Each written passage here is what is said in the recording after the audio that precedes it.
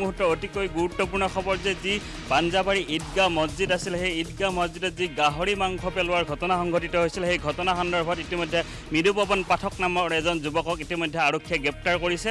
বৰপেটাৰ ৯ নম্বৰ ৱাৰ্ডৰ যি নিবাসী আছিলে মৃদুপৱন পাঠক সেই মৃদুপৱন পাঠকক নিশা গ্ৰেপ্তাৰ কৰিছে দিছপুৰ আৰক্ষীয়ে আৰু প্ৰায় 10:30 বজাত দিছপুৰ আৰক্ষীয়ে আমাক সংবাদমেলযোগে সবিশেষ জনাব যে আচলতে কি উদ্দেশ্যত এই কাৰ্য সংঘটিত কৰিছিল মৃদুপৱন পাঠকে, ইয়াৰ অন্তৰালত কি কি তেখেতৰ উদ্দেশ্য নিহিত আছিল সেই সন্দৰ্ভত আমাক জনাব কিছু সময় পিছতে। আৰু ইতিমধ্যে যিসকল পাঞ্জাবাৰীৰ ইছলাম ধৰ্মী ৰাইজ আছে বা যিখিনি ঈদগাহ কমিটিৰ বিষয়ববীয়া আছে তেওঁলোককো ইতিমধ্যে 11 বজাত থানালৈ পুলিচ আৰক্ষীয়ে ইয়ালৈকে আমন্ত্ৰণ কৰিছে আৰু কিছু সময় পিছতে সকলো স্পষ্ট হৈ পৰিব, কিয়নো এই ঘটনাক লৈ যথেষ্ট বিৰূপ প্ৰতিক্ৰিয়া সৃষ্টি হৈছিল সমগ্ৰ ৰাজ্যতে।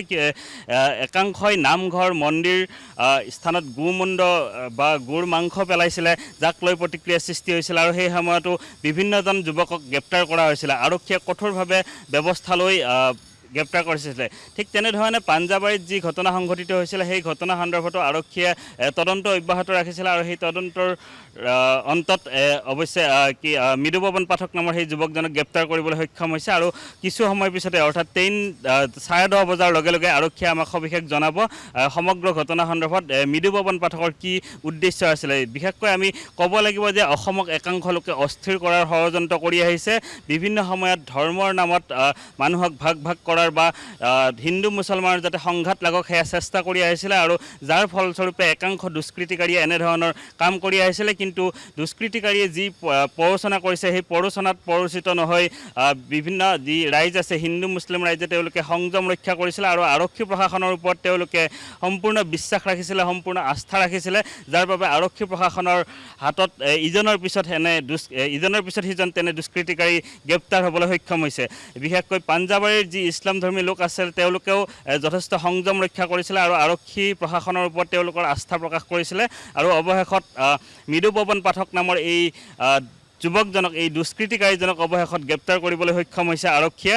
আৰু কিছু সময় পিছতেই সকলো পোহৰলৈ আহিব আচলতে ইয়াৰ অন্তৰালত কি নিহিত আছে। বিশেষকৈ মুখ্যমন্ত্ৰী ডক্টৰ হিমন্ত বিশ্ব শৰ্মাই বাৰম্বাৰ কৈ আহিছিলে যে অসম হ'ল শান্তি আৰু সম্প্ৰীতিৰ পীঠস্থান, সেই শান্তি আৰু সম্প্ৰীতিৰ পীঠস্থানত বিভেদকামী শক্তিৰ কোনো স্থান নাই। আৰু যি কথা অসমৰ হিন্দু হওক মুছলমান হওক সকলো ৰাজ্যে দেখুৱাই আহিছিলে, বিশেষকৈ কটন বিশ্ববিদ্যালয়ৰ দৰে বিশ্ববিদ্যালয়ত গো মাংস পেলোৱাৰ ঘটনা সংঘটিত হৈছিলে, বিভিন্ন মন্দিৰ নামঘৰত গো মাংস পেলোৱাৰ ঘটনা সংঘটিত হৈছিলে।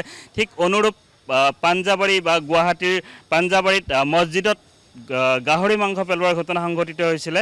এই ঘটনাবিলাকক লৈ সৰ্বত্ৰ সাধাৰণ ৰাইজৰ মাজত প্ৰতিক্ৰিয়া সৃষ্টি হৈছিলে আৰু এই ক্ষেত্ৰত আৰক্ষী প্ৰশাসনে কঠোৰ চকু ৰাখিছে আৰু সকলো তদন্তৰ অন্তত ইতিমধ্যে মৃদুপৱন পাঠক নামৰ যুৱকজনক গ্ৰেপ্তাৰ কৰিবলৈ সক্ষম হৈছে। আৰু কিছু সময় পিছতে আমি সবিশেষ জানিবলৈ পাৰিম আচলতে ইয়াৰ অন্তৰালত এই দুষ্কৃতিকাৰীসকলৰ কি অন্তৰ্নিহিত শক্তি আছে বা কি উদ্দেশ্যত এই কাৰ্য সংঘটিত কৰিছিলে।